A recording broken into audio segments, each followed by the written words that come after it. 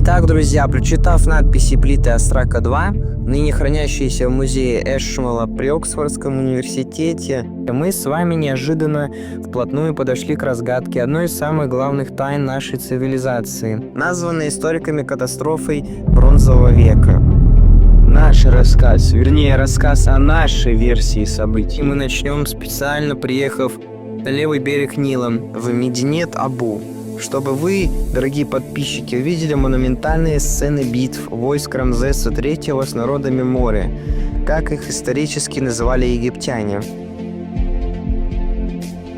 Я смотрел на картины нашего художника-баталиста Василия Верещагина в Государственном историческом музее на Красной площади. Они действительно впечатляют, особенно его наполеоновская серия. Но здесь это почти 1000 метров батальных сцен, и плюс они еще и в 2-3 регистра друг над другом. А если еще представить, что этим барельефам 3000 лет, то вы понимаете, что эти события были судьбоносны для человечества, если ими расписан весь храм. Но еще большая тайна скрывается в том, о чем не рассказывают эти барельефы, а именно, откуда взялись, за чей счет вооружены и кто руководил этими народами моря. Давайте начнем с официальной версии историков, предполагающих, и это ключевое слово, что практически варварские племена протогреков, известных под именами ахейцев, дарийцев, ликийцев, пеласков, шерданов, сардинцев и троянцев, иллирийцев, получили в свои руки новые технологии по добыче и выплавке железа и стали. Открыли колоссальное количество железных и каменноугольных рудников на территории Греции и Средиземноморских островов. Научились выплавлять, а не собирать, ковать отдельные части из стали для доспехов, шлемов, мечей. И сделали за короткий промежуток времени достаточно оружия, чтобы вооружить 6-7 народов. Получили от кого-то еще никому неизвестную новую военную тактику полевого сражения в виде плотно сомкнутых рядов пехоты в тяжелых доспехах с длинными стальными копьями в первых рядах, впоследствии названы греческой или македонской фалангой.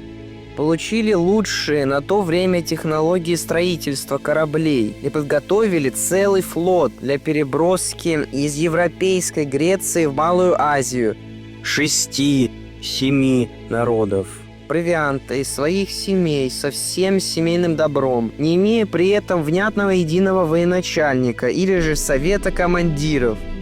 И в течение всего каких-то 30 лет постоянных войн они уничтожают 3 империи – хеттов, ассирийцев и вавилонян, и выходят на границы Египта.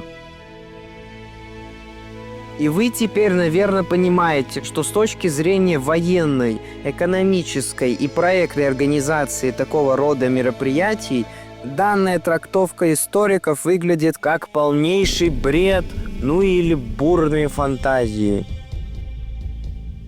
А теперь давайте порассуждаем, как современные военные стратегии и аналитики, но в первую очередь как аналитики. Первое. Любая операция должна начинаться с разведки и против сильнейшего из противников, и на тот момент это, естественно, Египет Рамзеса Великого и его преемников. И такая разведка была проведена при фараоне Мернептахе в Саисской битве в 1208 году до нашей эры. Вот об этом повествует большая карнакская надпись на стенах в Карнакском храме, посвященная этой первой военной кампании. Второе. По классике первым делом уничтожаются руководство, штабы и центры принятия решений. И дальше начинается наземная фаза операции. Так вот, дорогие друзья, прочитав тексты плит Острака из наших предыдущих рассказов и сопоставив все произошедшие события, мы с вами понимаем, что один или несколько демонов Эсхака блестяще провели воздушную операцию, в результате которой была уничтожена и сильно дезорганизована египетская верхушка власти. Сети II бесславно скончался. Началась грызня группировок и гражданская война. Была уничтожена идеология этой империи, религия во всемогущего бога Гора, победителя Сета. Если еще раз взглянем на карту и хроники, то увидим, что первый удар был нанесен по храму бога Гора в Эдфу, как демонстративно-показательный удар по самому главному богу-защитнику Египта. Храм был, видимо, сильно разрушен, так как, восстанавливая его уже при Птолемеях, строители вообще перестроили его с оси восток-запад на ось север-юг. У нас еще будет отдельный рассказ про этот удивительный храм. И как мы и предполагаем, в этом храме было что-то, возможно, какой-то артефакт, с помощью которого фараон или жрецы могли бы гипотетически вызвать на помощь богов или послать какой-то сигнал. Но демон Исхак его уничтожил. Но возвращаясь к воздушной операции, смотрим, что следующей была атакована столица империи Уаз, Фивы, современный Луксор. То есть демоны уже были абсолютно уверены, что никто и ничто им уже не ответит и не будет сопротивляться, так как они уже вывели из строя устройство связи в храме Эдфу. Дальше идет атака на Дендеры, храм богини Хатхор, жены бога Гора, на территории которого всегда находился роддом семьи фараонов, лучший медицинский центр и медицинский университет Древнего Египта. Дальше демоны появляются в Абидосе, священном городе Осириса, и там несут за собой гибель и разрушение. Дальше идет Анну-Мемфис, или Гелиополис, столица солнца Ра, и снова Эсхак сеет ужас и разрушение.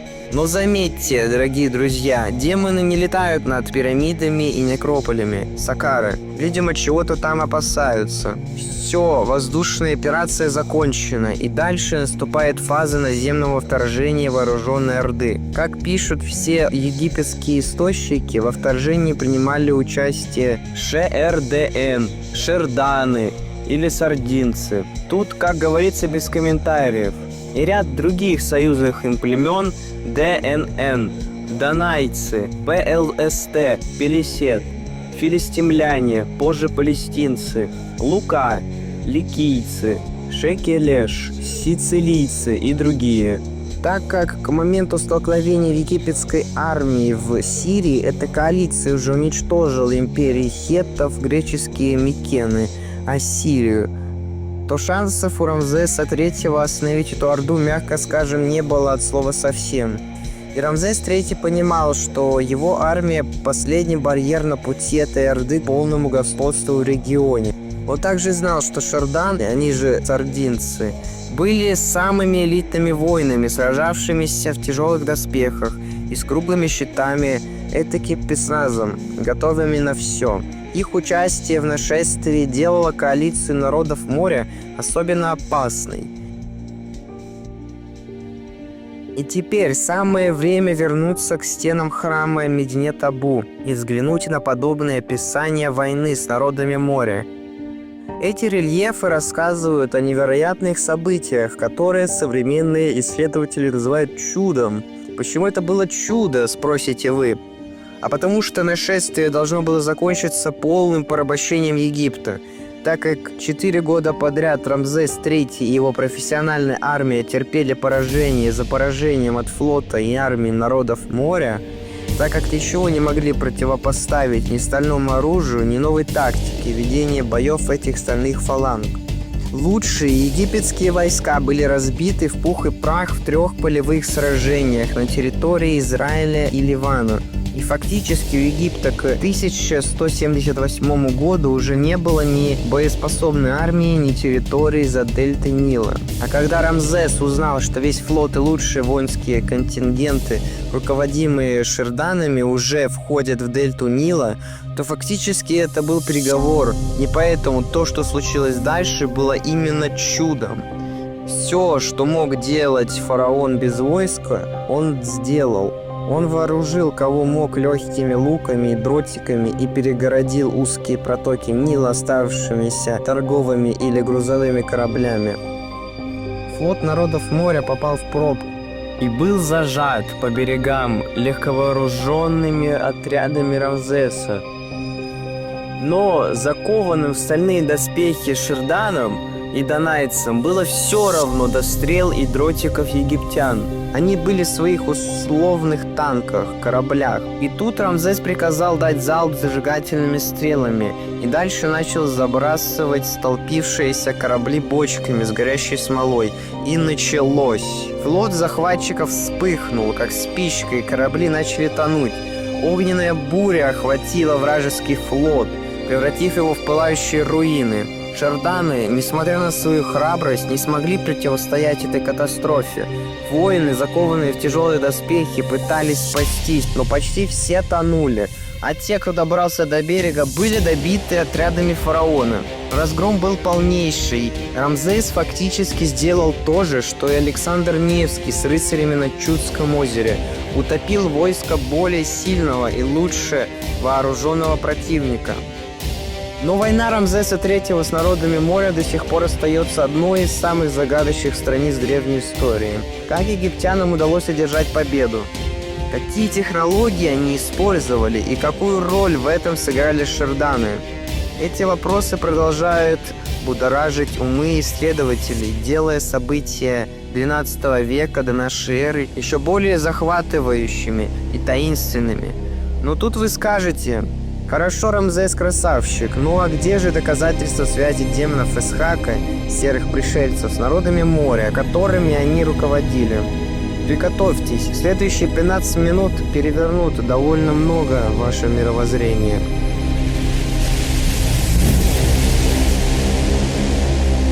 Эти доказательства лежат выбитыми на дольменах и барельефах с острова Сардинии, откуда были одни из самых часто упоминаемых племен – шарданы, они же по-нашему сардинцы. Перед вами артефакты из музея Лаконы, дольмены, найденные в 90-е годы с барельефами спускающихся пришельцев и какого-то техногенного корабля, на который они опускаются.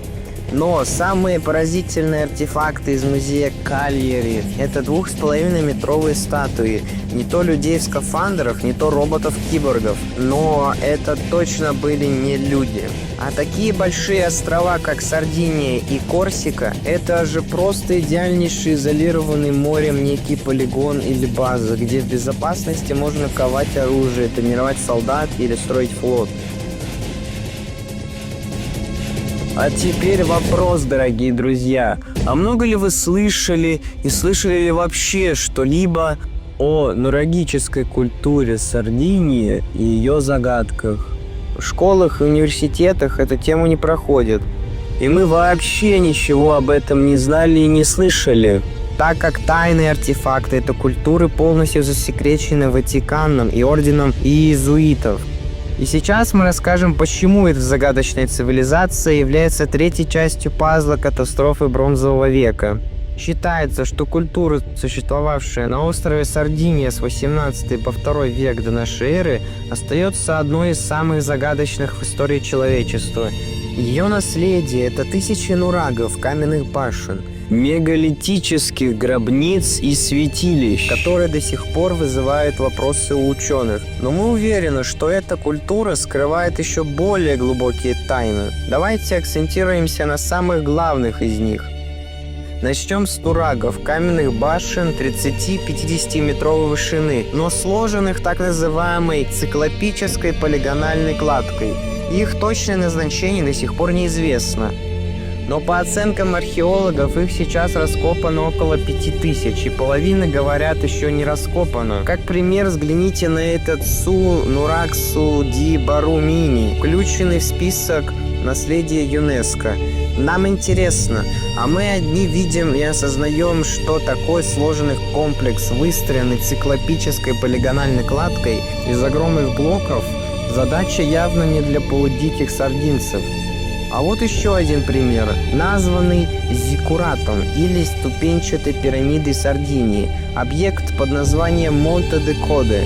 Археологи вообще не знают, как объяснить роль и назначение данного объекта, просто стараются его не замечать. Но это, как ни крути, самая настоящая пирамида. Если его стены облицевать турским известняком, как делали египтяне, то вполне себе отличная пирамида получится. Но самое интересное в этом объекте – это его вид сверху, из коптера или вертолета. Это же просто идеальное место для посадки любого летающего объекта. И оно прекрасно видно сверху, впрочем, как и все нураги.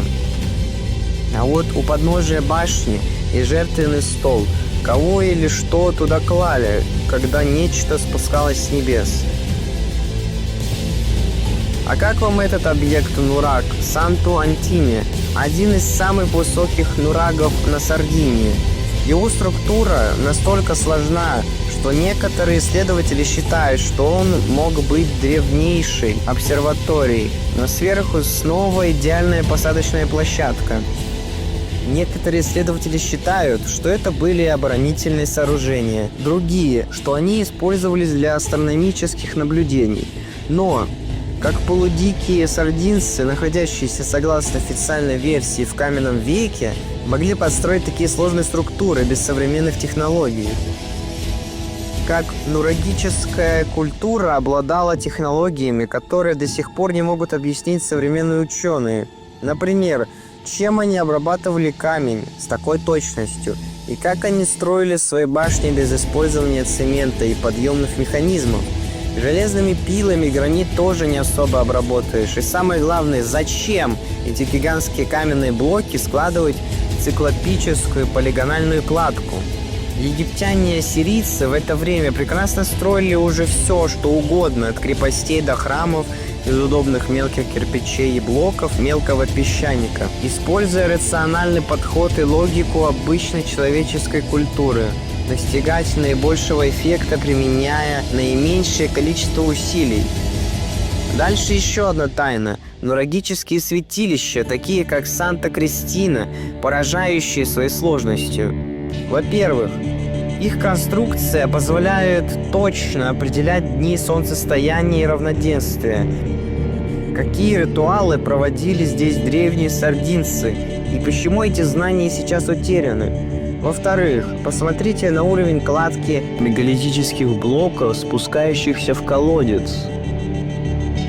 Мы не видим, что тут нет раствора. Все блоки идеально подогнаны друг к другу, и решена сложнейшая задача по выстраиванию свода из многотонных гранитных блоков. И в-третьих, это сооружение прекрасно видно с воздуха, как явно какой-то указатель или специальный знак. А теперь к двум самым главным загадкам этого острова, и сначала к гигантам из Монте-Прама, обнаруженные в 1974 году. Кстати, когда эти статуи были найдены, их сразу же, мягко скажем, придержали для показа и 16 лет анализировали и изучали спецслужбы Ватикана. И, внимание, выставлены они на всеобщее обозрение только в 2000 году в Национальном музее Кальяри, и то отнюдь явно не все. Эти каменные изваяния, достигающие 2,5-3 метров в высоту, со странными пропорциями и с очень загадочными чертами лица. Так как люди всегда стремятся изобразить то, что видят, то мы делаем выводы, что лица и глаза обычных людей так не изображают.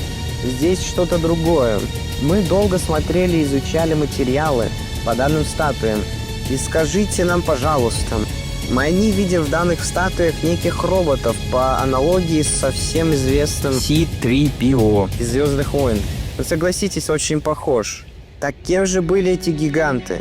И почему их изобразили так реалистично и так странно? Ведь шерданы, напавшие на Египет Рамзеса III, были представителями именно этой культуры и выходцами именно с Сардинии. Может, это их командиры или главные воины, увековеченные в камне для потомков? Вопросов очень много. А теперь мы перейдем к самой главной тайне Сардинии и нурагической культуры. Мы повторяем, сотням скелетов гигантов 2,5-3-метрового роста и их гробницу. В 70-х годах прошлого века местные жители и археологи начали находить в нурагических захоронениях рядом с ними десятки скелетов, рост которых превышал 2,5-3 метра, а иногда и все 4 метра.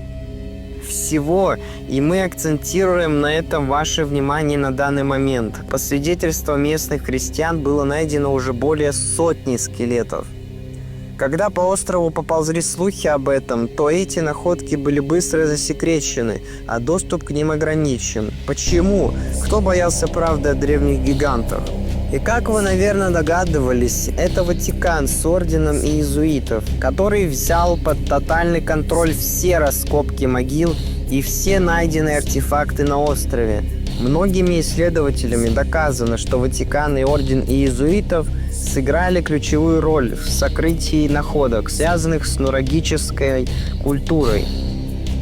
Поэтому здесь введены правила, что при любой находке чего-то в земле, в данном случае гигантских скелетов, местные фермеры обязаны вызвать полицейского, внимание местного священника. А все найденные кости, артефакты обязаны быть переданы на экспертизу ближайшей церкви, откуда они просто выводятся в Рим. Точка. На Сардинии уже есть и даже движение свидетелей, требующих опубликования всех находок. Но, как вы понимаете, никто и ничего не объясняет. Архивы и запасники Ватикана, как известно, хранят множество древних документов, которые никогда не были обнародованы. Что они скрывают? Это, конечно, тема для отдельного рассказа, но у местных энтузиастов все равно есть кусочки костей, зубов и амулетов и многих могил гигантов, которые Ватикан вывести уже не сможет. И когда в фильме «Троя» вы видите, как Брэд Питт лихо убивает гиганта, то да, это правда. Представители острова Сардиния, шерданы, были именно такого роста, что в полной мере доказывает их могилы. И самое интересное в этих могилах – это их форма, абсолютно необычная для классических захоронений в виде прямоугольных холмиков или курганов. Они все сделаны в виде некого треугольника или наконечника копья с расходящимися в обе стороны стрелками и входу в основание треугольника. Их размер для обычного человека 50-метровая могила из камней – это многовато. Их количество, их сотни по всему острову, а часть еще не откопана. Но если смотреть на них сверху, с воздуха, то это прекрасные указатели для аэронавигации абсолютно любых летающих аппаратов, гипотетически летающих над данными территориями. Но вообще вишенка на весь этот торт загадок – это музей менгиров в Лаконе. Тут во всех подробностях показаны спуски с небес чего-то или кого-то. И снова археологи молчат. Посмотрите на эти 5 менгиров, найденных в разных местах Сардинии. Обозначают одно и то же. Кто-то спускается с небес на что-то непонятное. Открытие музея и выставка данных менгиров состоялось только в 1996 году. Поэтому, возможно, вы одни из первых, кто видит эти находки. Согласитесь, что расставлять менгиры с такими символами по всему острову нужно было для чего-то очень важного или запретного. Типа как запретная зона, возможно, неожиданные спуски пришельцев. А еще на острове обнаружено множество подземных туннелей и нурагическая письменность, своя особенная, которая до сих пор не расшифрована.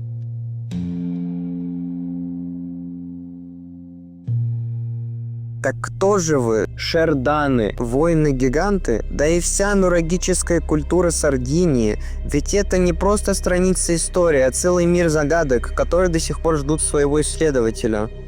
Гигантские циклопические нураги, посадочные площадки, аэронавигационные стрелки-указатели, менгиры, скелеты гигантов, шерданы, квантовый скачок в технологиях и заговор Ватикана. Все это делает ее одной из самых таинственных цивилизаций в истории человечества. И мы считаем, что именно Сардиния была той базой, биолабораторией и неким космодромом, с которого проводилась операция по уничтожению или обнулению цивилизаций Бронзового века, таких как Египет, Ассирия, Хетты, Шумер. И вот, дорогие друзья, теперь, когда сложился весь этот пазл из 3 частей, разнесенных на 30-40 лет, то мы понимаем, что человеческая цивилизация в 1170 году до нашей эры была просто стерта в результате чьей-то глобальной спецоперации. Нравится это кому-то или нет, но это факт. А в учебниках истории этому моменту посвящена всего одна жалкая строчка. Человечество перешло из бронзового в железный век. А закончить мы хотим вопросом. Вы же видели обратную сторону плиты Астрака-2? Посмотрите внимательно. Там изображена отрубленная голова фараона в короне, рядом с расчлененным телом и отрубленными руками. Что же это значит? И почему данная картина и перевод этой надписи не вошли в труд Эдварда Макбрайна? Может, там написано что-то уже настолько запредельное и шокирующее, что даже он не решился опубликовать данный перевод. Так что, мои дорогие подписчики, плита ждет своих героев-переводчиков и тех, кто не побоится расшифровать и опубликовать смысл данных текстов. Может, это будет кто-то из вас. Кто знает, дорогой Ватсон, кто знает. И еще хотим задать вопрос коллегам от ЛАИ, антропогенеза и уважаемому Виктору Солкину. Вы не хотите сами попробовать прочитать и перевести данный текст? Это же так интересно и увлекательно.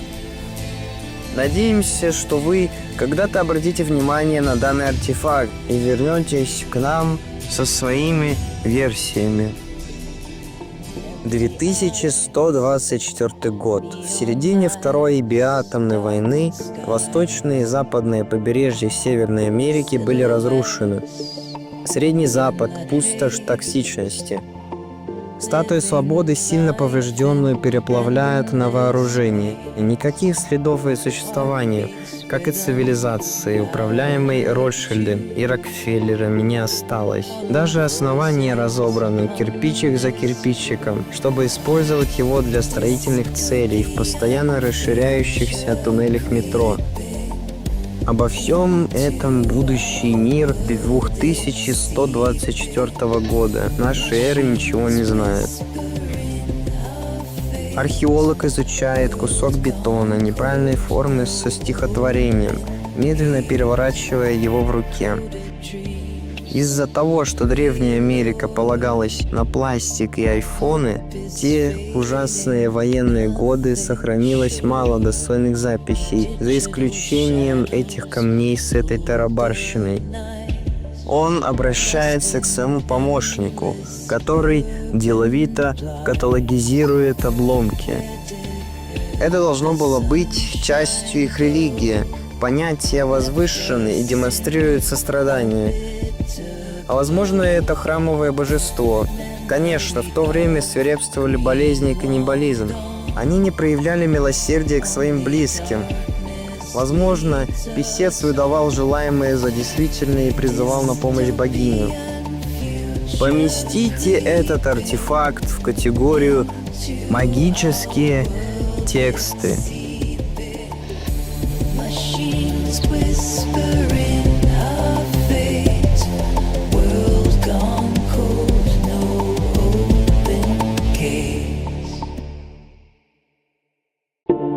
Streets, empty eyes, neon lights, darkened skies,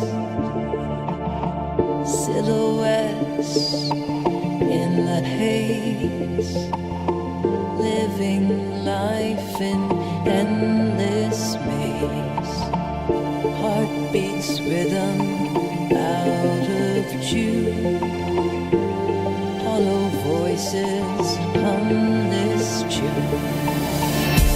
Dystopian future creeping into our world, it's seeping.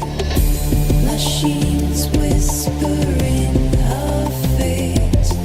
World gone cold, no hope in